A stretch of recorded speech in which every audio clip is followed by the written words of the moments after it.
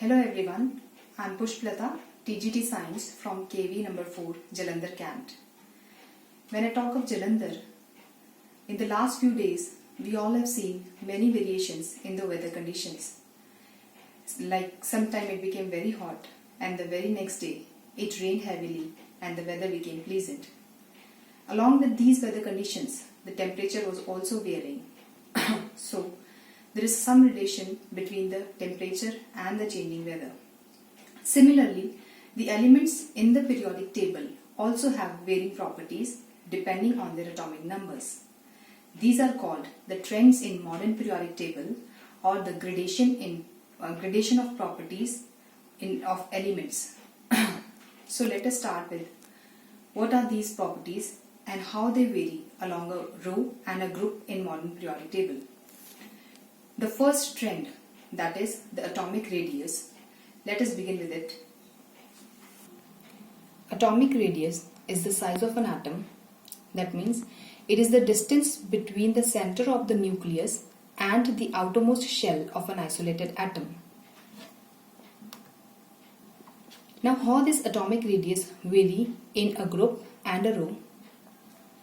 The atomic radius increases as we move down a group because there are more shells of electrons, while the atomic radius decreases as we move to the right across a period because the nuclear charge increases and pulls the electron in closer to the nucleus.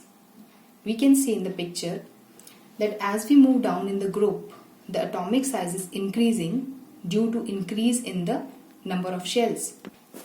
While moving along a row from left to right, the atomic size is gradually decreasing because as we move from left to right, the effective nuclear charge increases, which pulls the valence electron towards it, resulting in the decrease in the size of atom.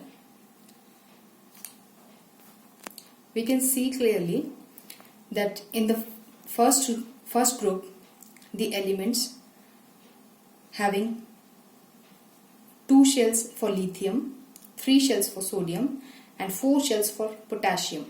So as we moving down in a group, there is an increase in the energy shell which results in the increase in size of the atom down a group. Well, if we move in a row from left to right, the atomic number is increasing by 1, which results in the increase in nuclear charge. The effective nuclear charge pulls more strongly the valence electron. Therefore, the atomic size decreases along a row. We can see that the hydrogen has 1 shell, lithium has 2 energy shells, while sodium has 3 energy shells and potassium has 4 energy shells.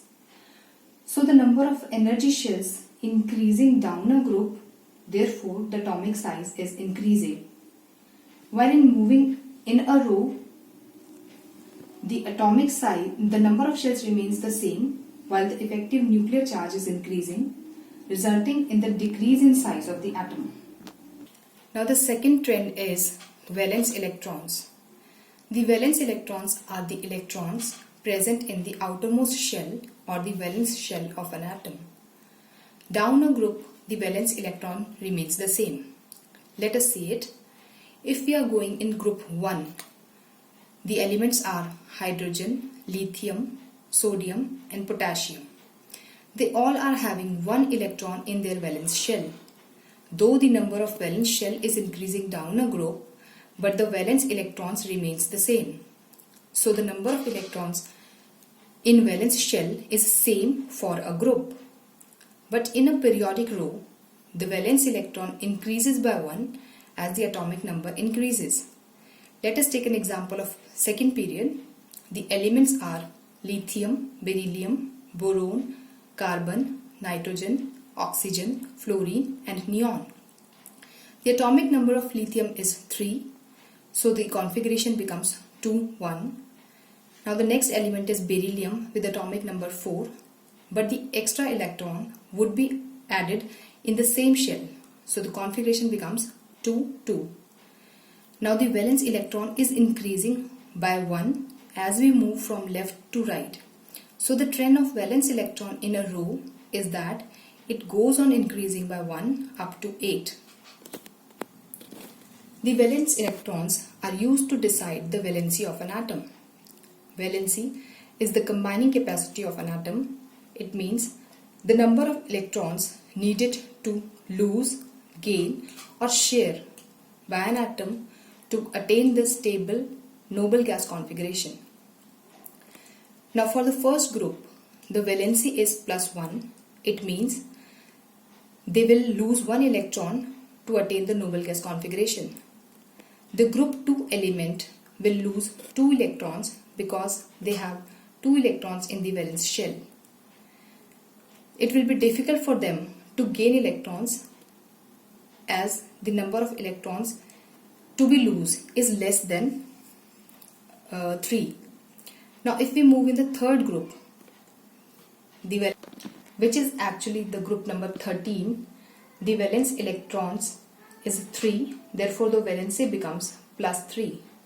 For the 14th group, the valency is 4 because it can share 4 electrons because it will be difficult for the 14th group elements to lose or gain 4 electrons.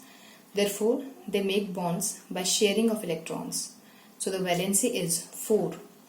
Now for the 15th group, the valency becomes -3 because the valence shell have 5 electrons. Valence shell has 5 electrons. It means it needed 3 more electrons to complete its octet. Similarly, the group 16th will need 2 electrons, therefore its valency becomes -2. For the 17th group, the valency is -1 because they have 7 valence electrons.